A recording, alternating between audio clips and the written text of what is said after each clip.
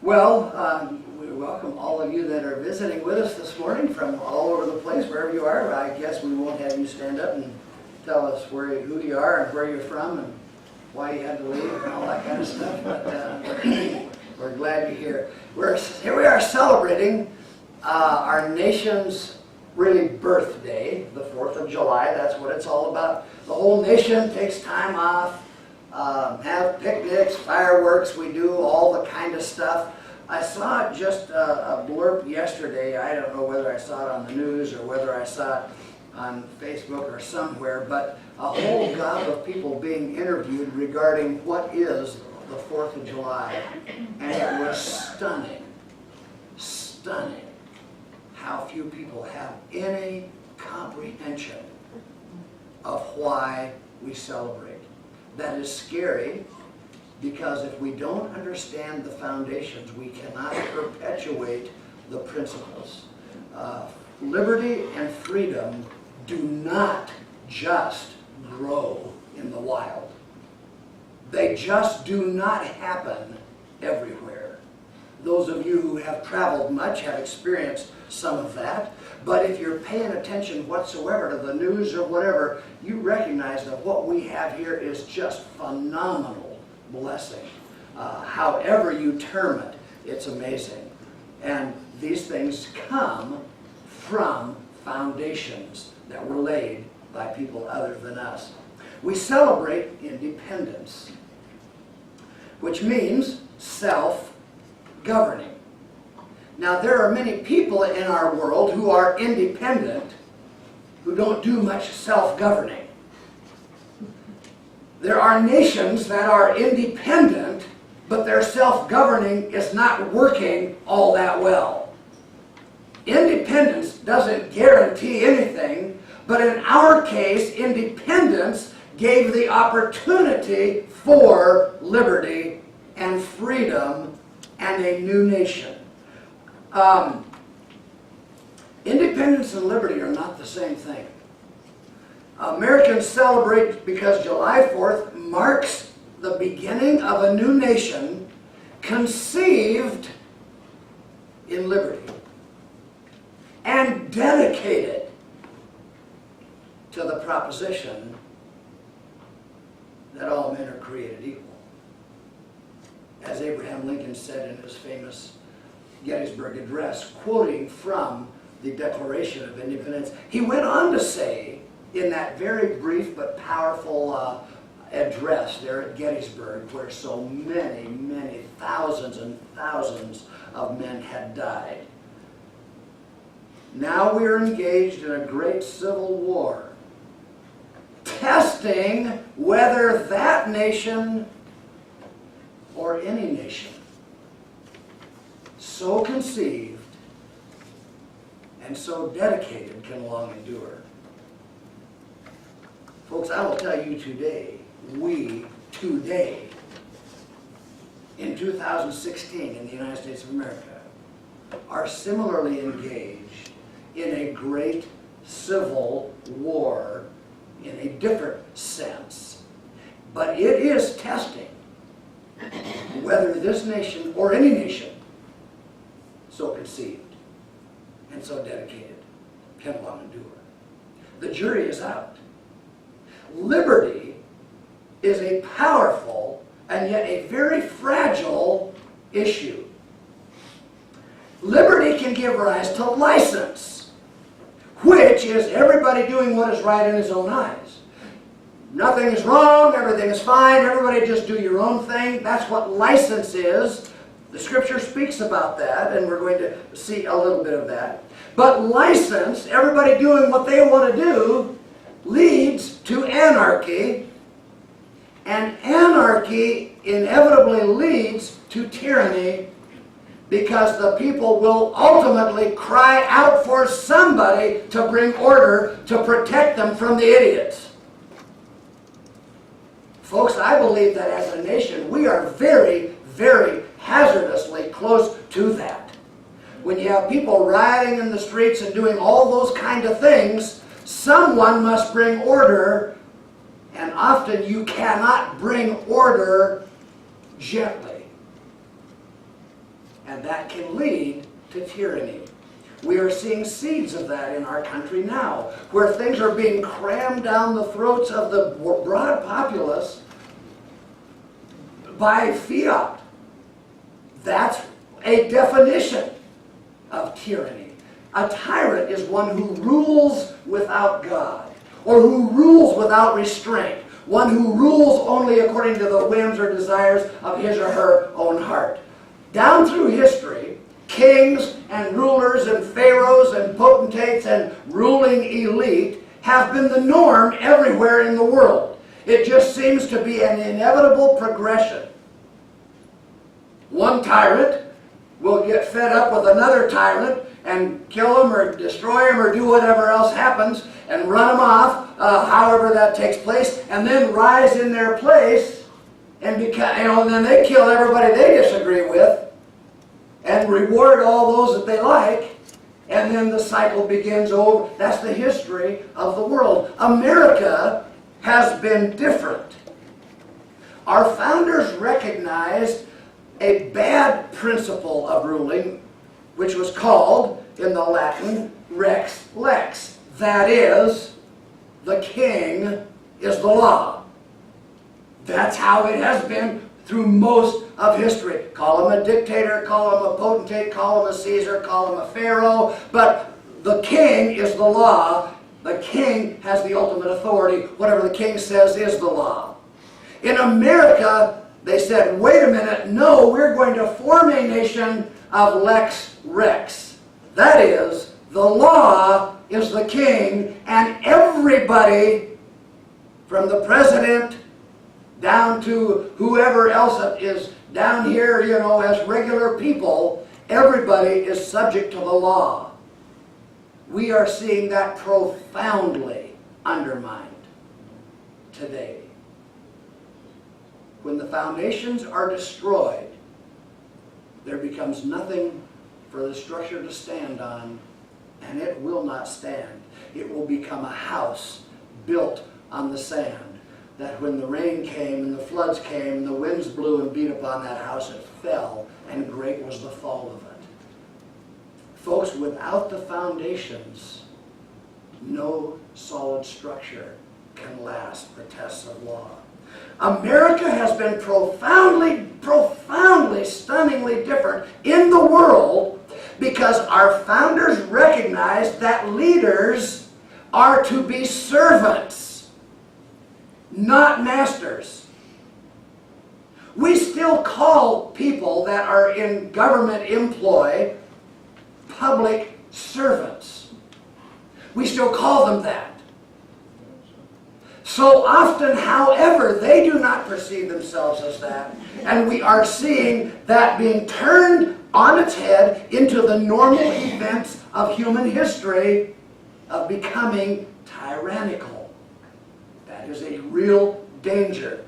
Within more or less my lifetime, there have been a number of nations that have rebelled against their colonial powers or whatever. Colonialism has been perceived as the greatest evil. You with me? Okay, so that's become very popular from when I was in school early on. Many of these that have thrown off their colonial power are profoundly worse off now in independence. Because now it has just degenerated into tribal feudalism, or, feuding and fussing and killing and whatever happened to be there before. Again, the USA has been different. Because in America, our founding fathers wanted to form a country to gain freedom, not to maintain or to obtain power. Tyrants want power. Tyrants want control. The founders of our nation wanted liberty, wanted freedom. That is a stunning difference at the very core of how our nation was formed. Though we've seen some bad things, we have been remarkably blessed beyond any nation, I think, in the history of the world. Just travel to a lot of the world. Turn on the news and recognize some of the differences. This liberty that we are possessors of has produced even the outward benefits of liberty amazingly. Now, I mean, we have several cars per family, typically, in America. Many do. We have plumbing and electricity that work. Now, why does that not happen in every third world country that has been in existence far longer than America? Why doesn't it happen everywhere? Freedom does not grow in the wild. It has got to be cultivated. We walk into 2 or 3 rooms in our house and turn a little lever and have hot water. If we don't like that, we get cold water. And we can adjust it to whatever temperature we want that suits our fancy at the moment. That doesn't happen everywhere. We have the freedom and the ability to travel. There are people in this congregation today scattered all over the country. And there are people from all over the country that are here in this place today, didn't have to go through checkpoints, nobody harassed, nobody heckled, nobody worried unless you were speeding way too fast or something, and even then it was probably not all that dire. That liberty doesn't happen everywhere. We have safety and security in our homes unheard of in most of the world. We have more food than we can eat. We have invented boxes in which we can put food to keep it cold so we can save it for however long we want to. We have fresh water, clean water, go almost anywhere in America. Turn on the tap water, you can drink it. Almost anywhere in America. You can breathe the air. Folks, most kings that have ever lived on the earth could not have imagined the benefits that average run-of-the-mill garden variety folks in America experience every day of the world. They may have had a fancy chariot, but the most pitiful automobile among us would shine like the sun compared to the way most kings have had to get around throughout all of history. So I say, but liberty or freedom doesn't flourish everywhere. There is a dramatic link between trust in God and liberty or freedom. It's much spoken of in Scripture, but fallen people always mess it up. And I don't want to take it out of context, but there are ties in here in the spiritual liberty. Listen to some of these Scripture passages. John 8, chapter 31, verses 31, 32. Jesus said to the Jews who believed on him, if you hold to my teaching,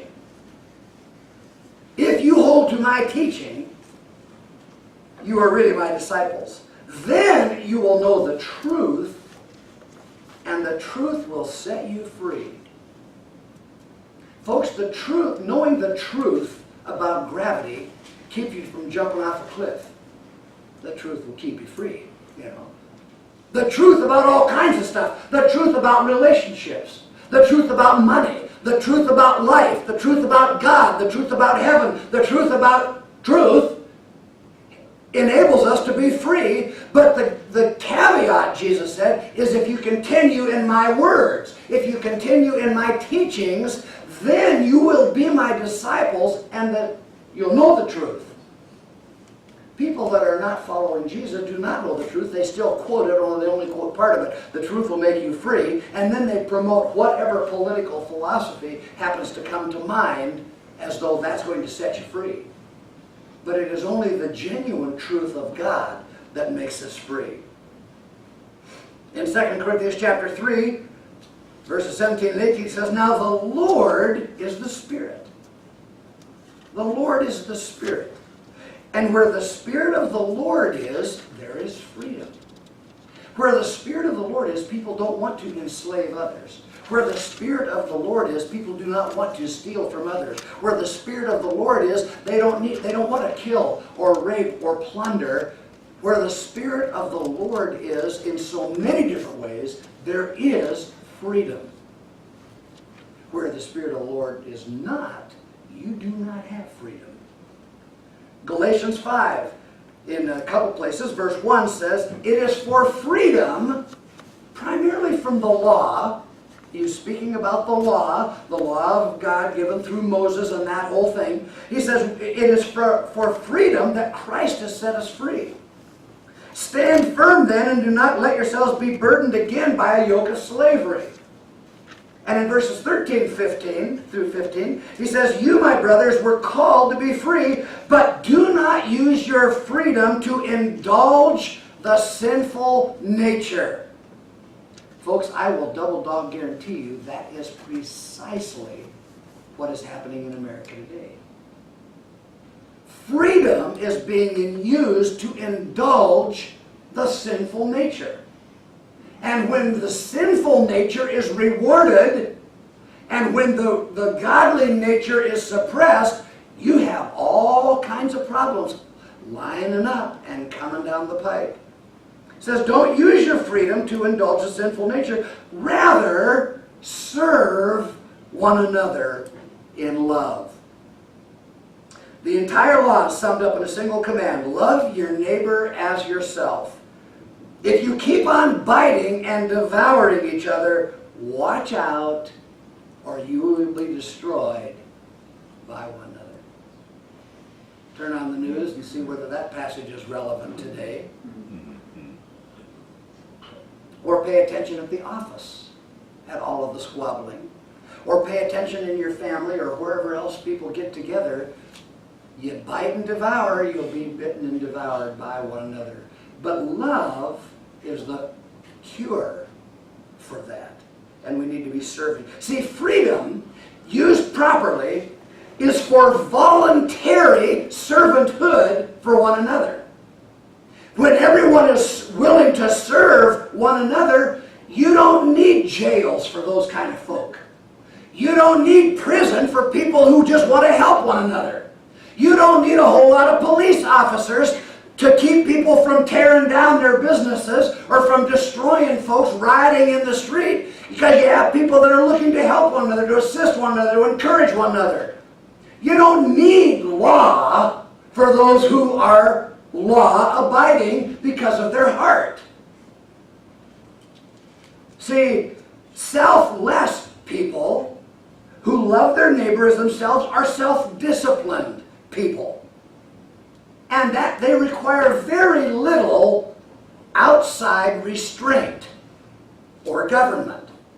Such was the vision and the dream of our forefathers. They wanted to have a very, very limited government where every individual took care of himself, but every person also was aware that there is a God in heaven who is the supreme judge of the world, and everybody is going to have to face, and so everybody is to be self-governing. When you eliminate the ability or the motivation for people to be self-governing, they must be governed. And our forefathers understood that. And we're going to hear some of those things directly. Selfish people, those that lack the concern or those that lack the discipline, must be controlled. Evil and chaos must be restrained. Those who will not trust in God must be ruled by law. In 1 Timothy chapter 1, verses 18 through 21, listen to how this is expressed. It was 2,000 years ago, so this is not some new thing that somebody came up with today to run for office. We know that the law is good if one uses it properly. Now, that's not only speaking about God's law, but I believe it has application to every law, every good law. Now, if you got bad law, you got a problem. But every good law, if it's used properly, is good. We also know that the law is made not for the righteous, but for the lawbreakers and rebels, the ungodly and sinful, the unholy and irreligious, for those who kill their fathers or mothers, for murderers, for adulterers, for perverts, for slave traders and liars and perjurers, and for whatever else is contrary to the sound doctrine that conforms to the glorious gospel of the blessed God, which He entrusted to me. See, the law, or any of the law that God gave even, the law of man, is not needed very much if you have people with a heart to do right. Nobody's perfect. None of us get it perfect. But there is a profound difference between those who have a heart to do good and those who have a heart to do harm. And those who have a heart to do harm must be constrained. Those who have a heart to do good without having to be constrained. Our founders believed and stated that the main function of government is to protect the people from evildoers, whether from within or from without. They phrased it thus in the preamble to the U.S. Constitution. We, the people of the United States, in order to form a more perfect union, establish justice. We have a Justice Department. If the Justice Department does not uphold justice, but rather upholds injustice, we are in deep weeds indeed. Amen. To ensure the domestic tranquility. Think Ferguson here. Think, fill in the blank. Provide for the common defense. Promote the general welfare and secure the blessings of liberty to ourselves and our posterity. We do ordain and establish the Constitution of the United States of America. There was a climate of the day in which there was a recognition that governments are instituted among men and they have a purpose. Tyranny is not among them. But it will devolve to that inevitably unless the God of heaven protects and provides. The Declaration of Independence says that to secure these rights, governments are instituted among men, deriving their just powers from the consent of the governed. That is a radical, radical, radical statement. In those countries that have the divine right of kings, if Pharaoh has a son, his son becomes king. Why? Well, because he's Pharaoh's son. He may be a complete idiot. Still, he's the king. On and on it has been in history. But our forefathers wanted a different kind of country in which self-governing citizens had a government that would protect the right doers, punish the evildoers, foreign or domestic, and all of our military personnel and our law enforcement swear an oath to do that as public servants. When that gets twisted, we've got a problem. See, if the righteous form or control the government, then government's job is to control evil. If evil people form the government, their purpose is to maintain power and control, which typically must restrain truth and restrain freedom. Tyrants of every stripe hate freedom. They may get to power using the rhetoric of freedom, but the minute they're in power, they're going to destroy the freedom of those that disagree with them, and they're going to reward all of those that agree with them, and then we have a spoils system. Do any of these things sound familiar to the trajectory that I'm afraid America is on? And really, either party, using the two-party system, which I have some challenges with, but regardless of that, the system, whenever things are turned into a political battle, as they have been, that's the kind of problem that develops. And it undermines and destroys the very foundations of liberty and truth and propriety. William Penn, who died in 1718, now that's 50 years before the American Revolution, so you're with me here? And William Penn, from which Pennsylvania is named, says this: either men will be governed by God, or they will be ruled by tyrants. Folks, that is the option that we have today. We will either be governed by God, and do not need much government, or we will inevitably be ruled by tyrants, by an army of bureaucrats passing thousands and thousands of pages of laws and regulations and stuff that nobody understands, but you're not in compliance. It doesn't matter who you are or what you're doing. You're not in compliance. You don't even know what you need to be doing to be in compliance. But somebody can find a way in which you're not compliant, and that's what tyrants do. Liberty says you behave yourself and do right, and you don't have to worry about the government being your enemy. That was, our forefathers were deeply fearful of a government that had become the enemy of the people.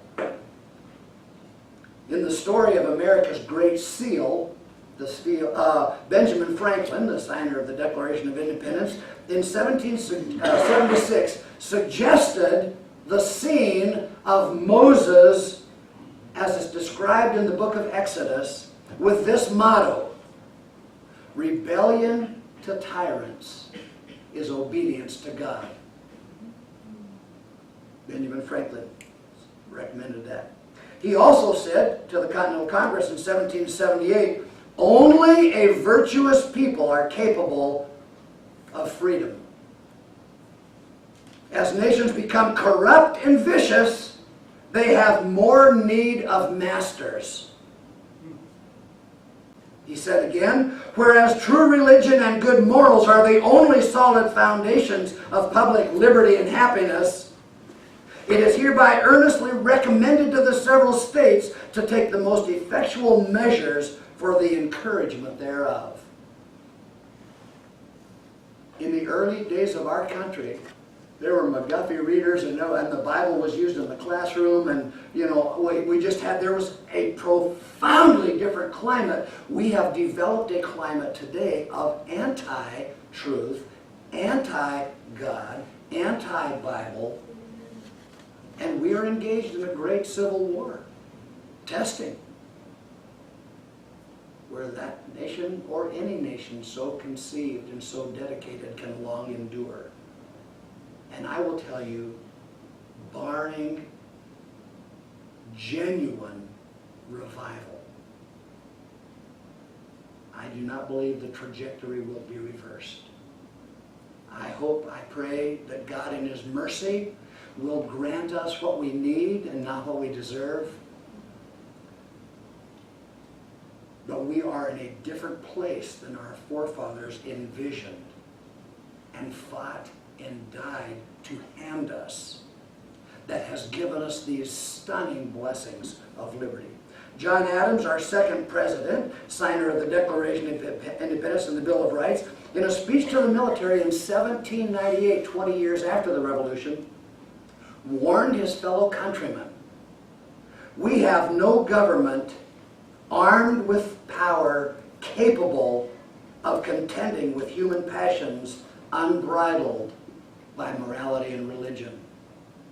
Our Constitution was made only for a moral and religious people.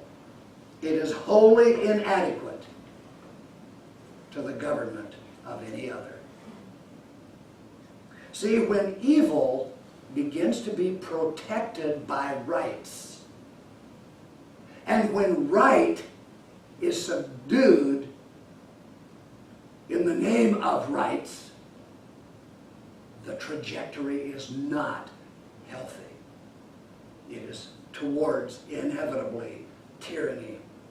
Noah Webster, the author of the first American speller and the first dictionary, stated, "The moral principles and precepts contained in the Scriptures ought to form the basis of all our civil constitutions and laws. All the miseries and evils which men suffer from vice, crime, ambition, injustice, oppression, slavery, and war proceed from their despising or neglecting the precepts contained in the Bible." Robert Winthrop, Speaker of the U.S. House, said, "Men, in a word, must necessarily be controlled, either by a power within them or by a power without them. Either by the Word of God or the strong arm of man.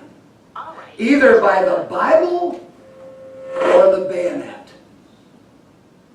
See, men must be controlled, either from within or from without. And folks, I believe in the United States of America, what we are seeing happen is that we are getting an army of bureaucrats that burgeons and grows, and inevitably, because we have become a people with no self-governing ability. And someone must bring order. And in fact, we beg for someone to bring order. And that is where you get all kinds of strange things, such as we face this very year in an election cycle.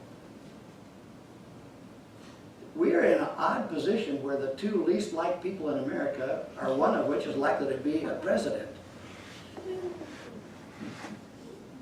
You know what I'm saying? I mean, you know, this.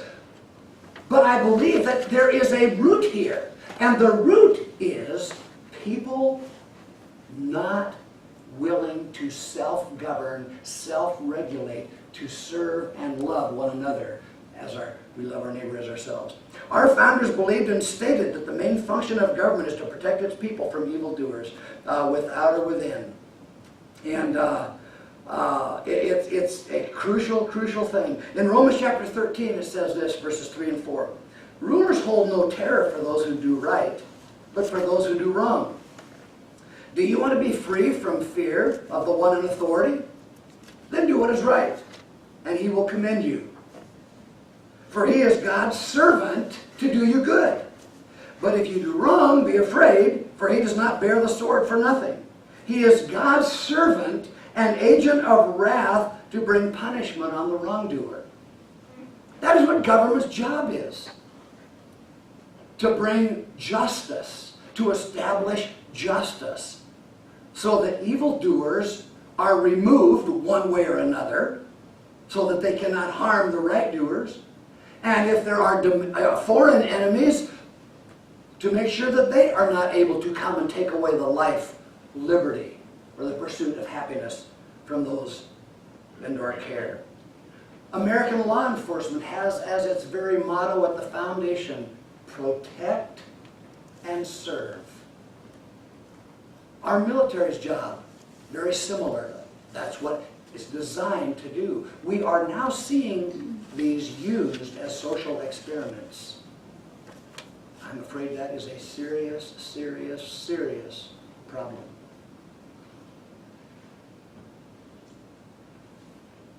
See, more significant than gaining independence, we had opportunity to start a whole new nation. How often has that happened? Look around the world at where people have been from right after the flood, scattered people into the whole world. But in America, there was a chance to form an entirely new nation, conceived in liberty, dedicated to the proposition that all men are created equal, that they are endowed by their Creator with certain unalienable rights. The foundations of America set us apart. There was a climate and there were leaders that relied upon the God of heaven in an unusual fashion. Folks, where a people without principles and without faith, without this ability to self-govern, you got problems. Where Sharia law, for example, now, as we're seeing, is established, whoa. Whether it gets voted in or not, it is not freedom for non-Muslims. In fact, it depends on whether it's the Sunnis or the Shiites applying this law. You know, they got to kill the others because the others are infidels, and certainly anybody that's not a Muslim is an infidel. You know, where the caste system is in place, and you are born in a caste.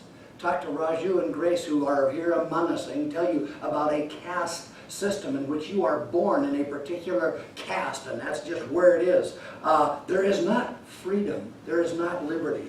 Where dictators or an elite class of rulers emerges, you don't have liberty. Wherever the tax system is used as a club to reward some and punish others, you do not have liberty. July 4th commemorates the signing of the Declaration of Independence. Patrick Henry, early on in the discussion about whether or not to gain independence, said this as a part of his speech, and listen to just this quote. You've probably heard that Patrick Henry said, "Give me liberty or give me death." You probably heard that. He did say that. But here are the statement even before that, to say nothing of the whole speech. He says, "Is life so dear, or peace so sweet, as to be purchased at the price of chains and slavery? Forbid it, Almighty God. I know not what course others may take, but as for me, give me liberty, or give me death." It is not intellectually or otherwise honest to only quote a little dab. But the point was that there was a climate in which the forefathers of our land relied profoundly upon the God of heaven as authority to start a new nation. We're not free by accident. All law is foundationally religious. It establishes what's right and wrong, what's legal and illegal, what's illicit and illicit. Where the spirit of the Bible is preached and observed. Now, where the spirit of the Bible, because see, tyrants can take the Bible and misuse it. But where the spirit of the Bible is preached and observed, people are the most free and blessed. I'm going to read, because this is what we celebrate as we kind of close, a part of the Declaration of Independence, because that's why we have July 4th. I want you to listen to these words of our forefathers. And I know people today are taught, well, our forefathers were not really Christians, they were deists, and they were this, and they were that, and whatever. Well, look, God is the one that keeps score. He knows those who were genuinely saved. I'm not even suggesting that they were all born again, Bible-believing, Jesus-loving Christians. I don't know. That's up for God to decide. But listen to the words of the Declaration of Independence, and I will tell you something. If you listen carefully, you will hear a message come through the founders of our nation that many preachers and many churches today will not even proclaim the clarity of God this clear. Many churches today hardly would say these words regarding who God is. The starts out, when in the course of human events it becomes necessary for one people to dissolve the political bands which have connected them with another, and to assume the powers of the earth, the separate and equal station to which the laws of nature and of nature's God entitle them, a decent respect to the opinions of mankind requires that they should declare the causes which impel them to the separation. We hold these truths to be self-evident, that all men are created equal. Oops, can't say people are created, because that would seem to indicate there's a God. Yeah, that's true. That all men are created equal, that they are endowed by their Creator with certain unalienable rights. That among these are life, liberty, and the pursuit of happiness. That to secure these rights, governments are instituted among men, deriving their just powers from the consent of the governed. That whenever any form of government becomes destructive of these ends, it is the right of the people to alter or to abolish it and to institute new government, laying its foundation on such principles and organizing its powers in such forms as to them shall seem most likely to affect their safety and happiness. Then there's quite a bit of other stuff in there about the king and all the stuff that he did. Moving down a little ways, it says, we therefore, the representatives of the United States of America in General Congress assembled, appealing to the Supreme Judge of the world for the rectitude of our intentions, do, in the name and by the authority of the good people of these colonies, solemnly publish and declare that these united colonies are and of right ought to be free and independent states, that they are absolved from all allegiance to the British Crown, and that all, talk about Brexit, Yeah. we done it. The original Brexit. That all political connection between them and the Strait of Great Britain is and ought to be totally dissolved, and that as free and independent states, they have the power to levy war, conclude peace, contract alliances, establish commerce, and do all other acts and things which independent states may have right do. And for the support of this declaration, with a firm reliance on the protection of divine providence, we mutually pledge to each other our lives, our fortunes, and our sacred honor.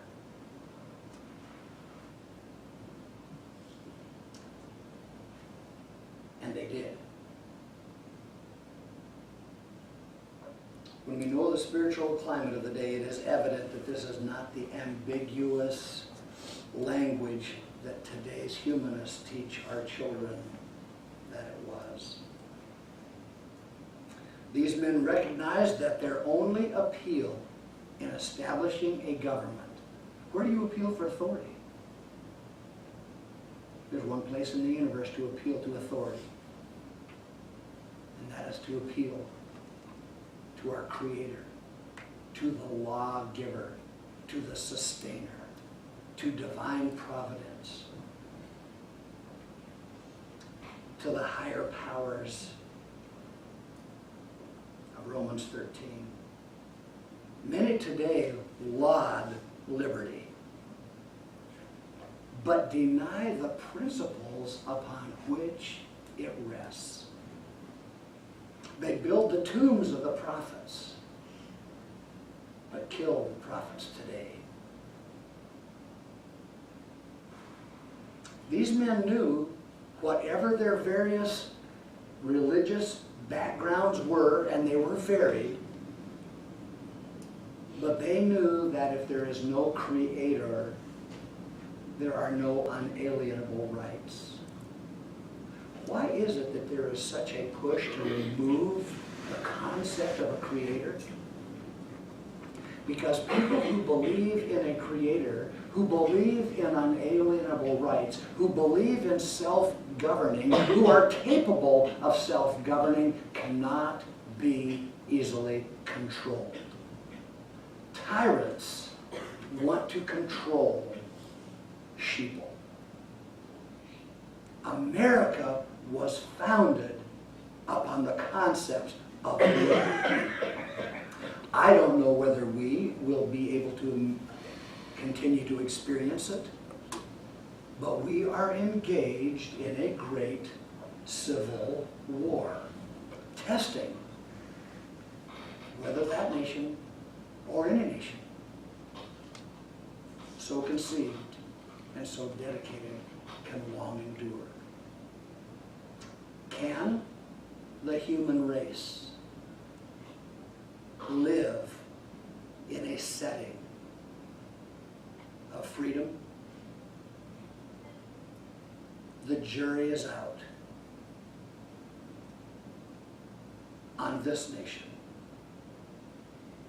But history would establish that it cannot be done for long, because liberty will give way to license. And when evil is licensed, it will turn to tyranny, to control the masses. Folks, the Republicans are not going to save us. The Democrats are not going to save us. What will, by God's grace, or what could, by God's grace, save us, is for regular people, you and me, to call upon the God of heaven, confessing our sin, confessing that we're the problem, asking for the mercy from God, trusting in Jesus to save us and forgive us and cleanse us,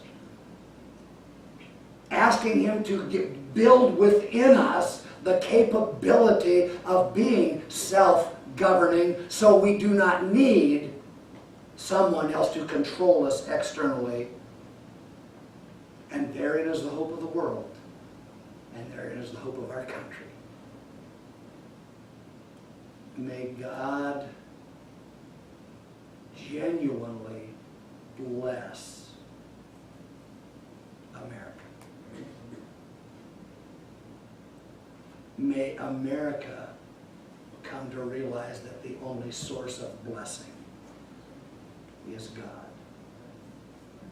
May we, who know the truth, be the salt and the light, have the courage to stand, the wisdom to stand wisely,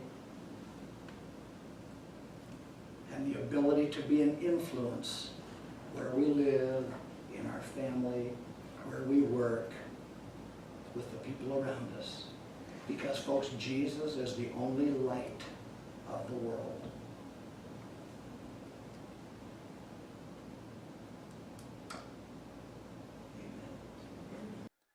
Thank you for listening. For questions on today's message, please reach out to us at www.flatheadekklesia.org.